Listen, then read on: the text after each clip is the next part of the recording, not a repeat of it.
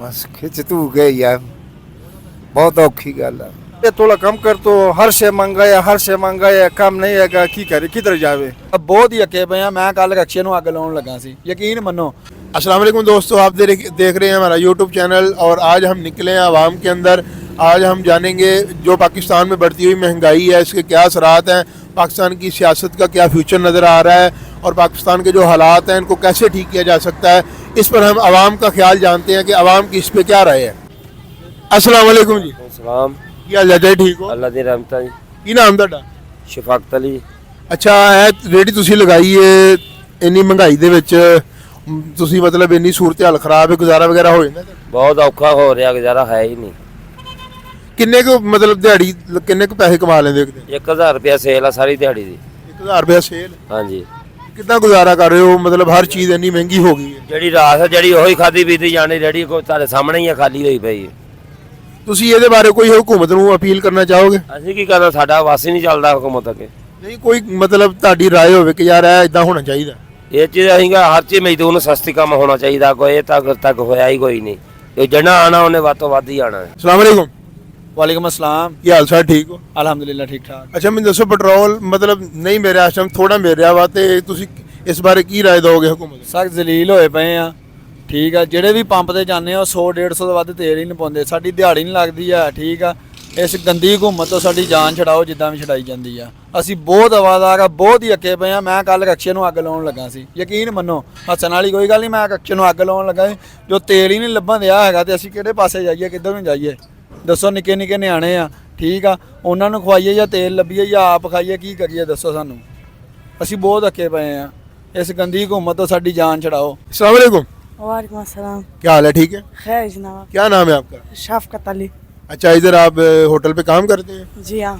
अच्छा, आप मुझे बताएं कि पाकिस्तान में जो अभी इतनी ज़्यादा महंगाई हो रही है इसका कोई असर पड़ा है आपके होटल पे? जी बहुत पड़ा है सर जी, सब्जियाँ महंगी आती है, लोग महंगी रोटी नहीं खरीदते हैं, आवाम बहुत परेशान है। इधर एक हफ्ते में एक बार मिल खुलती है, हफ्ता बंद होती है, इसलिए आवाम बहुत परेशान है।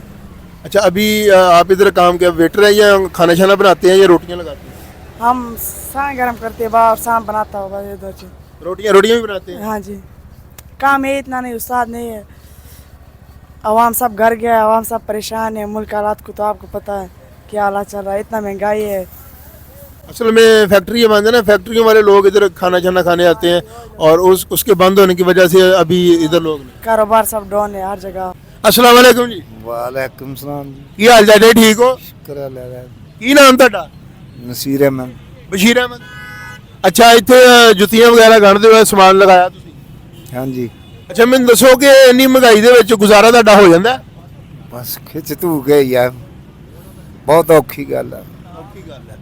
ਅੱਛਾ, ਤੁਸੀਂ ਇਸ ਬਾਰੇ ਹਕੂਮਤ ਨੂੰ ਕੀ ਦਰਖਾਸਤ ਕਰਨਾ ਚਾਹੋਗੇ ਕਿ ਤੁਹਾਡੇ ਮਜ਼ਦੂਰ ਤਬਕੇ ਵਾਸਤੇ ਕੀ ਕਰਨਾ ਚਾਹੀਦਾ? यार महंगाई ने तो बुंड पाड़ दी है।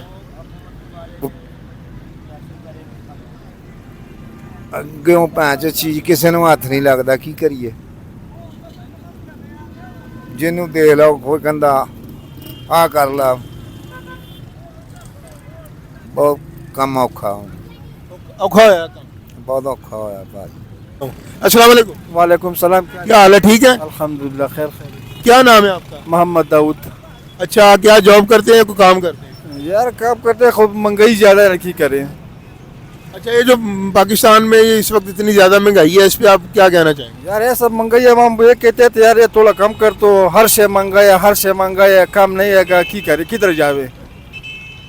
अभी जो आप काम कर रहे हैं इस पे गुजारा हो रहा है? यार गुजारा किधर हो रहे हैं, पीछे कर्जे है, माल वाला मांगते हैं, अठम बच्चे मांगते, की करे, स्कूल वाला मांगते, किसको दे? तो पहला गैस है, बिल है, किराया है, हम की करें?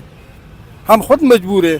ਅੱਜ ਤੋਂ 6-7 ਦਿਨ ਪਹਿਲੇ 10 ਦਿਨ ਪਹਿਲੇ ਇਹ 360 ਰੁਪਈਆਂ ਦਾ ਘਿਓ ਸੀ, ਹੁਣ ਉਹੋ ਹੀ ਘਿਓ ਆਪਣਾ 500 ਤੇ 30 ਰੁਪਏ ਦਾ ਪੈਕਟ ਪਤਾ।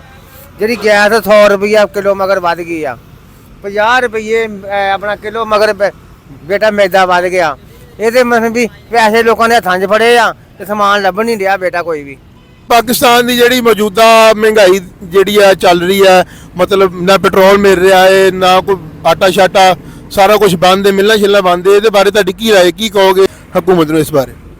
ਹਕੂਮਤ ਨੂੰ ਇਹ ਆਖੋ ਕਿ ਸਾਡੇ ਬਾਰੇ ਕੋਈ ਸੋਚੇ। इतनी महंगाई वगैरह ना करें जिमें है ना महंगाई दी सूरत हाल वगैरह।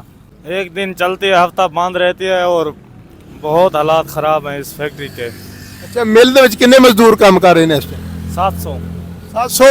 ਜੀ ਹਾਂ। ਔਰ ਹੁਣ ਵੀ ਉਨੇ ਹੀ ਹੈ ਜਾਂ ਮਤਲਬ ਘੱਟ ਵੱਧ ਹੋਏ? ਨਹੀਂ ਜਿਹਦੇ ਚੋਂ ਅੱਧੇ ਘਰ ਚਲੇ ਗਏ ਤੇ ਅੱਧੇ ਇੱਥੇ ਵੀ ਨੇ। ਅੱਛਾ ਮਿਲਾਂ ਬੰਦ ਨੇ, ਮਤਲਬ ਥੋੜਾ ਕੰਮ ਇਸ ਵਜ੍ਹਾ ਤੋਂ ਮਜ਼ਦੂਰ ਘੱਟ ਹੋਏ। ਜੀ ਹਾਂ। ਅੱਛਾ ਤੁਸੀਂ ਮੈਨੂੰ ਦੱਸੋ ਕਿ ਪਾਕਿਸਤਾਨ ਦਾ ਜਿਹੜਾ ਫਿਊਚਰ ਹੈ ਜਾਂ ਪਾਕਿਸਤਾਨ ਕੌਣ ਐਸਾ ਬੰਦਾ ਹੈ ਪਾਕਿਸਤਾਨ ਦੇ ਵਿੱਚ ਜਿਹੜਾ ਪਾਕਿਸਤਾਨ ਨੂੰ ਬਦਲ ਸਕਦਾ ਹੈ ਔਰ ਇੰਨੇ ਸਾਰਾ ਜਿਹੜਾ ਸਿਸਟਮ ਖਰਾਬ ਹੋਇਆ ਹੈ ਇਹਨੂੰ ਠੀਕ ਕਰਨ ਵਾਸਤੇ ਕਿਹੜਾ ਤੁਹਾਨੂੰ ਲੀਡਰ ਨਜ਼ਰ ਆ ਰਿਹਾ ਪਾਕਿਸਤਾਨ?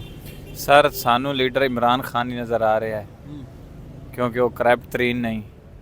ਮੌਜੂਦਾ ਸੂਰਤ ਹਾਲ ਤੁਹਾਡੇ ਸਾਹਮਣੇ, ਅਸੀਂ ਇਹ ਆਵਾਮ ਨੂੰ ਅਕਸਾਂ ਹੈ, ਮਿਹਰਬਾਨੀ ਕਰਕੇ ਜਿਹੜਾ ਵੀ ਲੀਡਰ ਆਵੇ ਸਾਡੇ ਵਾਸਤੇ ਅੱਛਾ ਹੀ ਆਵੇ, ਕੋਈ ਇੱਕ ਅੱਧਾ ਆ ਹੀ ਜਾਵੇ।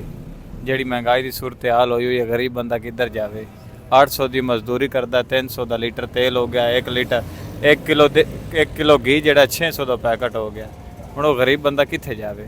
ਸਾਡੀ ਤਾਂ ਦਰਖਾਸਤ ਹੈ ਇਹ ਕਿ ਮਿਹਰਬਾਨੀ ਫਰਮਾ ਕਰ ਜਲਦ ਤੋਂ ਜਲਦ ਇਲੈਕਸ਼ਨ ਕਰਵਾਏ ਜਾਣ, ਜਿਹੜਾ ਵੀ ਆਵੇ ਕੋਈ ਇੱਕ ਆਵੇ ਸਹੀ ਜਿਹੜਾ ਕੋਈ ਇਸ ਮੁਲਕ ਦੇ ਹਾਲਾਤ ਨੂੰ ਬਦਲ ਦੇਵੇ। ਅਸੀਂ ਪ੍ਰਦੇਸ਼ ਲੋਕ ਪ੍ਰਦੇਸ਼ ਵਿੱਚ ਆ ਕੇ ਜੌਬ ਕਰਦੇ ਨੇ ਤੇ ਵੀ ਅਗਰ ਜਾਣਾ ਪੈਂਦਾ ਹੈ ਕਿ ਲੇਕਿਨ ਕਦੀ ਖਿਲਾ ਦਿੰਦੇ ਵਾਪਸ, ਕਦੀ ਦਿਹਾੜੀ ਲਵਾ ਲੈਂਦੇ ਆ। ਮਹਿੰਗਾਈ ਇੰਨੀ ਹੈ, ਘਰ ਦੇ ਕਿਰਾਇਆਤ ਪੂਰੇ ਨਹੀਂ ਹੁੰਦੇ, ਇੱਕ ਉੱਪਰ ਪੈਟਰੋਲ ਵੀ ਨਹੀਂ ਮਿਲ ਰਿਹਾ, ਬਹੁਤ ਕਿਰਾਇਆਤ ਮਹਿੰਗੇ ਹੋਏ ਆ। ਤੇ ਇਸ ਆਵਾਮ ਨੂੰ ਪੂਰਾ ਵੀ ਯਾਨੀ ਕਿ ਹਕੂਮਤ ਨੂੰ ਖਿਆਲ ਨਹੀਂ ਆ ਰਿਹਾ ਆਵਾਮ ਦਾ। ਇੱਕ ਦੇਖੋ ਕਿ ਵਿਚਾਰਾ ਆਟੇ ਲੈਣ ਵਾਸਤੇ ਨਾ ਬਹੁਤ ਕਿਤਾਰ ਦੇ ਵਿੱਚ ਲੱਗਣਾ ਪੈਂਦਾ ਤੇ ਇਸ ਹਕੂਮਤ ਨੂੰ ਪੂਰਾ ਤਰਸ ਨਹੀਂ ਆ ਰਿਹਾ। ਸਿਰਫ ਆਪਣੇ ਪੇਟ ਤੇ ਹੱਥ ਫੇਰਦੇ ਆ, ਚੱਲ ਬਾਹਰ, ਪੇਟ ਦੇ ਹੱਥ ਫੇਰੇ ਤੇ ਚੱਲ ਬਾਹਰ। ਇਹਨੂੰ ਹੋਰ ਕੋਈ ਖਿਆਲ ਪੂਰਾ ਨਹੀਂ ਆ ਰਿਹਾ, ਲੈਣਾ ਦੇਣਾ ਨਹੀਂ, ਬਸ ਕਹਿੰਦੇ ਕਿ ਅਸੀਂ ਹੱਥ ਫੇਰੀਏ ਤੇ ਬਸ ਆਵਾਮ ਜਿੱਥੇ ਹੈਗੀ ਉੱਥੇ ਹੀ ਆ। ਪਹਿਲੇ ਮਹਿੰਗਾਈ ਜਿਹੜੀ ਸੀ ਕਮ ਸੀਗੀ, ਠੀਕ ਆ, ਹਰ ਚੀਜ਼ 'ਚ ਮੁਨਾਫਾ ਜ਼ਿਆਦਾ ਸੀ, ਲੇਕਿਨ ਅੱਜ ਕੱਲ੍ਹ ਤੁਹਾਡੇ ਸਾਹਮਣੇ ਆ ਕਿ ਗੁਜ਼ਾਰਾ ਮੁਸ਼ਕਲ ਹੀ ਹੋ ਰਿਹਾ ਹੈ। ਤੇ ਐਸੀ ਨੂੰ ਮੱਦੇ ਨਜ਼ਰ ਰੱਖਦੇ ਹੋਏ ਹਰ ਬੰਦਾ, ਬੱਚੇ ਤੁਸੀਂ ਦੇਖ ਰਹੇ ਹੋ, ਨਿੱਕੇ ਨਿੱਕੇ ਬੱਚੇ ਕੰਮ ਕਰਦੇ ਪਏ ਮਜਬੂਰੀ ਦੇ ਤਹਿਤ। ਤੇ ਸਾਡੀ हुकूमत को यही अपील है कि वो महंगाई को ज़रा घट करे, गरीब बंदा की करे। तो नाज़रीन आपने देखा कि आज हम हर तबकात के लोगों से मिले। मज़दूर तबका जो फैक्ट्रियों में काम करता है या बर्गर रेडी लगाते हैं या वो मोची तबका है या जूतियाँ बेच रहे हैं या जो भी समोसे पकौड़े बेचने वाले, सबसे मिले हैं। किस कदर ये गरीब तबका है जो मज़दूर तबका है मुल्क में पिस रहा है महंगाई की वजह से। यानी ऐसी सूरत हाल है कि जो बंदा एक दिन में जो चीज़ कमाता है वो शाम को खा के अपने घर चला जाता है, नेक्स्ट डे फिर ज़ीरो से शुरू करता है। अब हुकूमत से तो हम क्या अपील करेंगे? ये सारे सियासतदान आपस में लड़ते हैं, झगड़ते हैं, एक दूसरे को गालियाँ निकालते हैं। अल्लाह पाक से ही दुआ कर सकते हैं कि या अल्लाह इस मुल्क पर अपनी रहमत फरमा और इस मुल्क के हाल को बेहतर कर।